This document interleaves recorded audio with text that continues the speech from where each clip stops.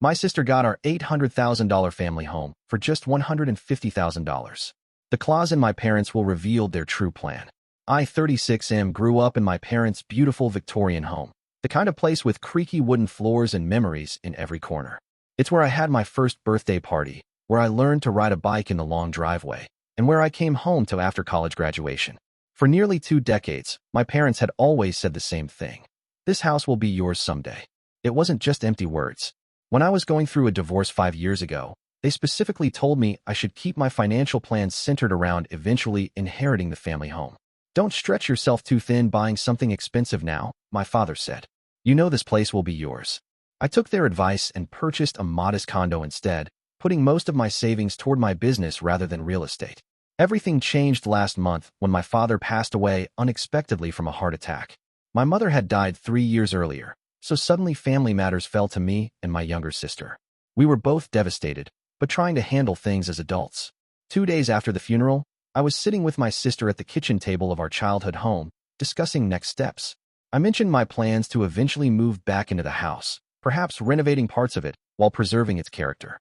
The look on her face told me something was wrong before she even spoke. That's not possible, she said quietly, not meeting my eyes. Mom and Dad sold me the house last year. I stared at her, certain I had misheard. What? No, they always said. She slid a folder across the table. Inside was a deed with her name on it, dated 14 months ago. My parents had sold her the house for a suspiciously low price of $150,000, in an area where similar homes went for over $800,000. They needed money for retirement, she explained. I helped them out, and they gave me a good deal on the house. I thought you knew. I felt like I'd been punched in the stomach. My parents had made promises to me for years, promises that directly influenced major financial decisions in my life. And they'd never bothered to tell me those promises were broken. Why wouldn't they tell me? I asked, trying to keep my voice level. My sister shifted uncomfortably. They were planning to. Dad kept saying he would explain everything after. She trailed off. After he got better. After the treatments. Words left unsaid. I excused myself and drove home in a daze. That night, I dug through my files and found an email from 3 years ago where my father had specifically mentioned that the house will come to you, just as we've always planned. I'd made life choices based on those promises. Over the next few days, I avoided my sister's calls. I was too angry, not just at her, but at my parents. I felt betrayed by people who were no longer here to explain themselves. Eventually, I had to return to my childhood home to collect some personal items my father had set aside for me. My sister was out, which was a relief. I found the boxes in his office, each carefully labeled with my name. As I was loading them into my car, I noticed another box labeled Will and Important Papers. Normally, I wouldn't snoop, but given the circumstances, I felt entitled to some answers. Inside, I found my parents' will. It had been updated a year ago, around the same time they sold the house to my sister. Flipping through it, most of it was standard division of assets, charitable donations, and so on. Then I spotted it. A clause near the end, written in my father's distinctive legal style. He had been an attorney before retirement. In recognition of the sale of our primary residence to our daughter, and acknowledgement of previous commitments made to our son regarding said property, we hereby direct that the sum of $650,000 from our investment accounts be allocated to our son, representing the difference between fair market value and the sale price of the property. I read it 3 times to make sure I understood. They hadn't forgotten their promise. They had created a different way to honor it. With shaking hands, I called the attorney listed on the will. After confirming my identity, he explained that my father had indeed set aside funds specifically to balance out the house situation. The money was in a separate investment account, not part of the general estate. Your father was very clear about this, the attorney said. He said it was a matter of keeping promises. I sat in my car for an hour afterward, just processing. They hadn't betrayed me after all. They had found a different way to keep their word. But why the secrecy? Why not just tell me?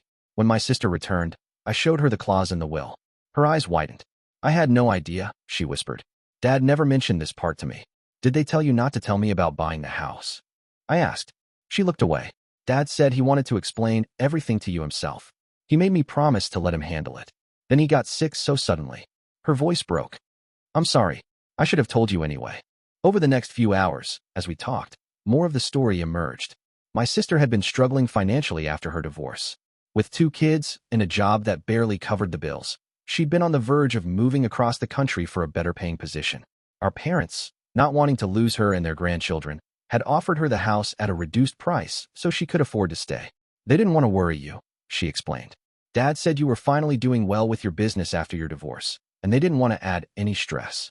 It made a kind of sense, even if I disagreed with their approach. My father had always been the type to handle things his way, thinking he knew best for everyone.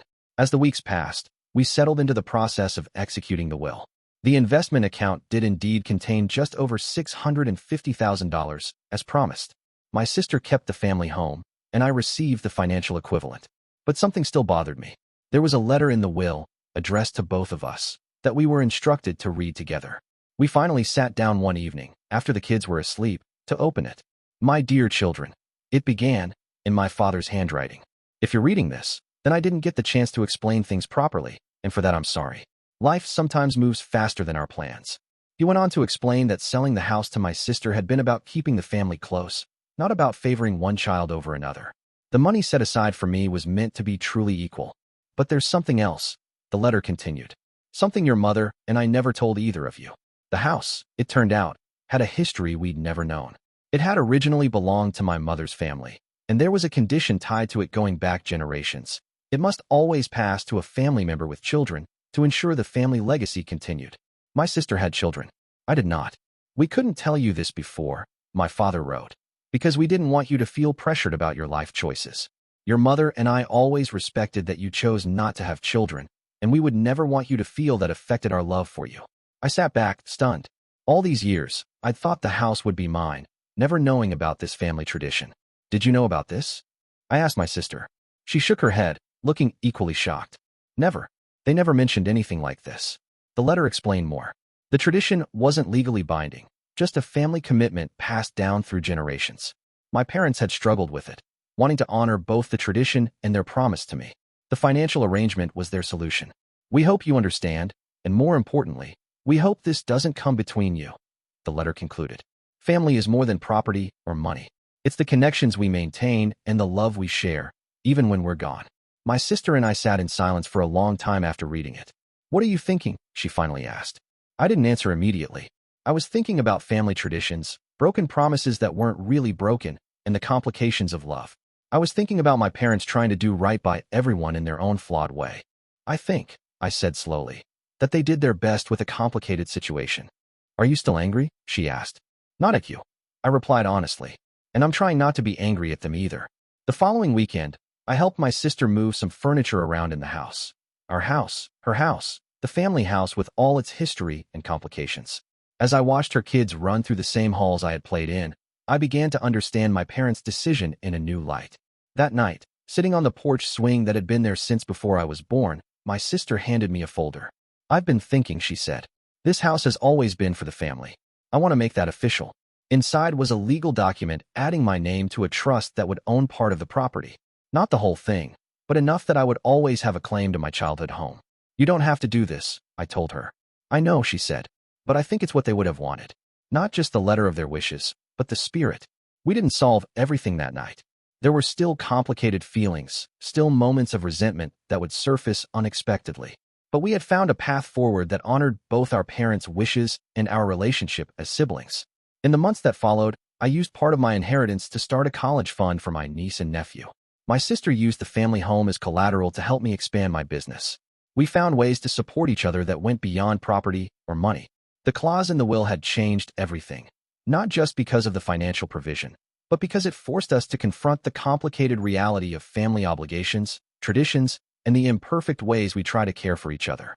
I still sometimes wonder why my parents didn't just tell me the truth from the beginning. Maybe they thought they were protecting me, or maybe they simply couldn't find the right words. In their own way, they tried to keep their promise while also honoring other commitments. As my father wrote in his letter, family is more than property or money. It's about the connections we maintain and the love we share. In the end, that's the real inheritance they left us. Not a house or an investment account, but the understanding that family promises are complicated, messy, and ultimately worth fighting to keep. Thank you for watching. If you enjoyed this story, please hit that subscribe button. Don't forget to give it a thumbs up and share it with friends or family who might enjoy it too. Your support means a lot. And if you have any thoughts, questions, or story ideas, drop them in the comments below. I'd love to hear from you. See you in the next story.